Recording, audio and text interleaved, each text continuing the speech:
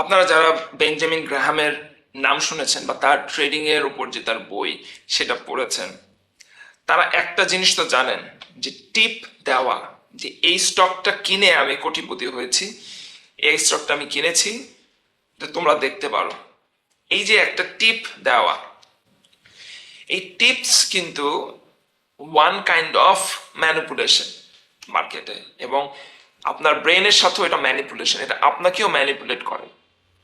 এবং এটা অনেক পুরনো একটা ট্রিক বা চালাকি।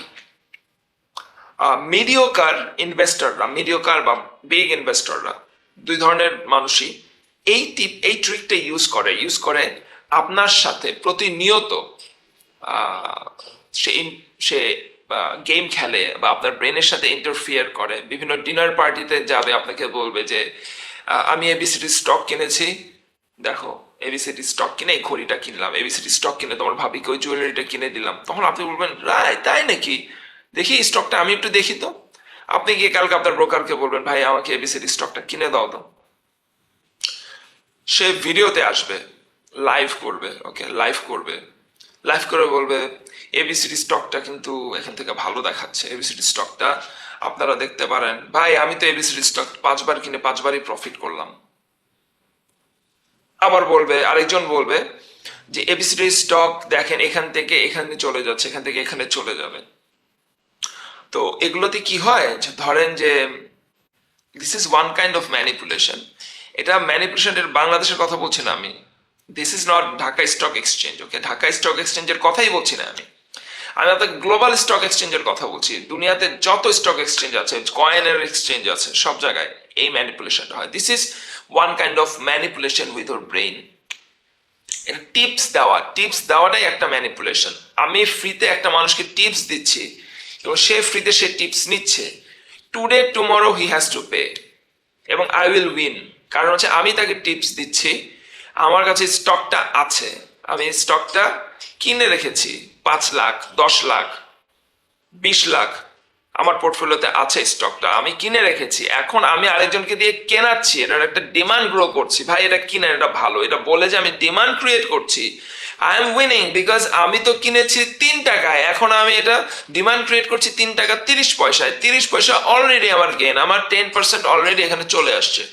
সো এই যে ডিমান্ড ক্রিয়েট করা ভিডিওর মাধ্যমে, ফেসবুক পোস্টের মাধ্যমে, এবং ডিনার পার্টি থ্রো করে, ডিনার পার্টিতে সবাইকে বলা যায় এই স্টকটা আমি কিনেছি, তুমি কিনতে পারো। বিভিন্ন সেমিনার অ্যারেঞ্জ করে বলা যে ভাই আমার সাথে আসো, আমি তো এটা করেছি, তুমি আমার সাথে থাকো, তুমিও জিততে পারবা। 1 দিন 2 দিন 3 দিন জিতবেন, হ্যাঁ। টুডে টুমরো আপনি কিন্তু ধরা খেয়ে যাবেন। কিন্তু মনে রাখবেন যেটা, সেটা হচ্ছে যে এই স্টকটা যে আপনি কিনছেন, কেউ না কেউ কিন্তু এটা আপনার কাছে সেল করছে। আবার আপনি যখন সেল করবেন, কেউ না কেউ এটা কিনবে। আমাদের বিখ্যাত কয়েকটা গত কয়েক বছর আগে যে ওয়েবসাইট গুলো আমাদের কাছে মোটরসাইকেল বিক্রি করতো, 2 লাখ টাকার মোটরসাইকেল 80,000 টাকায় বিক্রি করতো, তাই না? কিভাবে দিত? স্ক্যাম, স্ক্যাম না? So this is one kind of scam, যেটা ওয়ার্ল্ড ওয়াইড সবগুলো মার্কেটেই হয়। টিপস দেওয়া, ফ্রি টিপস, ফ্রি, আপনার কাছ থেকে টাকাও নিবে না, ফ্রি ফ্রি দিবে আপনাকে। সে কিনেছে একটি স্টক 8 টাকায়, 8 টাকায় কেনার পর সে যখন দেখলো যে এখানে অন্যান্য মানুষের ইনভলভমেন্ট হচ্ছে, আরো বিগ ইনভেস্টররা আসছে, তাহলে কি করতে হবে, ছোট ছোট ইনভেস্টরদেরকে এর মধ্যে ঢুকায় দাও। তাহলে কি হবে, এটার মজবুত হবে, বেসটা মজবুত হয়ে যাবে। 8 টাকা 30-40 পয়সা নিচে এটা নামবেই না। সে কিনেছে 8 টাকায়, 8 টাকা 30-40 পয়সায় যদি সে এটার একটা ডিমান্ড ক্রিয়েট করে দিতে পারে, তাহলে তো তার পুঁজিটা তো সেফ। সে এটার একটা ডিমান্ড ক্রিয়েট করে দিল, এখন এটা 8 টাকা 30 থেকে 9 টাকা, 9 টাকা 30 রেগুলার ওঠানামা করে, সে রেগুলার ট্রেড করে প্রফিট করছে। ওকে, আপনি কতটুকু প্রফিট করছেন ইট ডাজন্ট ম্যাটার, উনি প্রফিট করছে। এই যে যারা এগুলো করে, এগুলো হচ্ছে স্ক্যামার। এটা প্রতিটা মার্কেটে আছে, শুধু আমাদের মার্কেটে না। সো এইসব স্ক্যামে আপনারা যাবেন কি যাবেন না, সেটা তো সম্পূর্ণ আপনাদের ব্যাপার। I am no one to tell you যে এইসব স্ক্যামে যাবেন না, বাট এটা সম্পর্কে জানেন যে দুনিয়াতে কত রকমের স্ক্যাম হয়, স্টক মার্কেটে যে কত ধরনের স্ক্যাম হতে পারে, এগুলো সম্পর্কে জানেন। তাহলে আলটিমেটলি যখন মার্কেট টপে যাবে, আপনি বেনিফিশিয়ারি হবেন।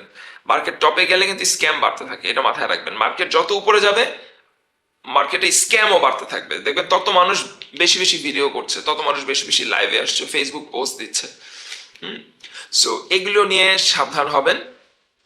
এবং আপনার পুঁজি আপনি হেফাজত করবেন। ভালো থাকবেন সবাই।